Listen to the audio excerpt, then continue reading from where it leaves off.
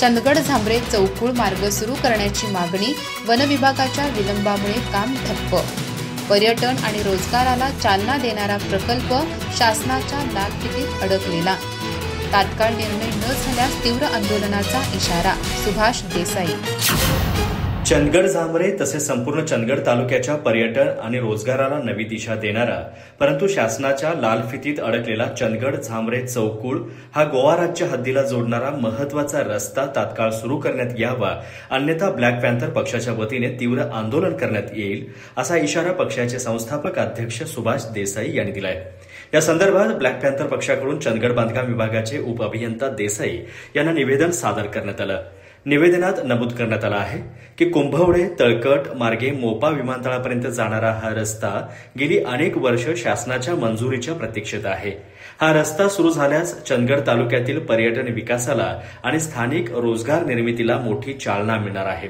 तसेच या मार्गाने महाराष्ट्र गोवा हद्द चंदगड ते मोपा अल्पावधीत पार करता येणार असून घाट रस्ता नसल्याने प्रवाशांच्या सुरक्षेलाही लाभ होणार आहे. मात्र या रस्त्याचे सुमारे 1.6 किलोमीटर अंतर वन क्षेत्रातून जात असल्याने वन विभागाची परवानगी अद्याप मिळालेली नाही. त्यामुळे संपूर्ण प्रकल्प ठप्प झालाय.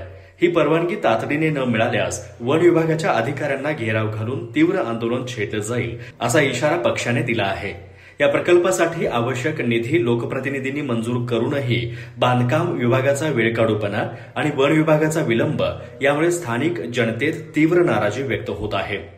या निवेदनावर पक्षाचे संस्थापक अध्यक्ष सुभाष देसाई, दौलत कारखान्याचे माजी संचालक चंद्रशेखर गावडे, ज्येष्ठ सामाजिक कार्यकर्ते अशोक पेडणेकर, कोकरेचे माजी सरपंच नारायण किरमटे, पक्षाचे तालुका अध्यक्ष दीपक कांबळे आणि विकी कांबळे यांनी स्वाक्षऱ्या केल्या आहेत. उपअभियंता देसाई यांनी निवेदन स्वीकारून सकारात्मक प्रतिसाद देत सांगितलं की या प्रकरणी वरिष्ठ अधिकाऱ्यांशी चर्चा करून लवकरात लवकर निर्णय घेतला जाईल.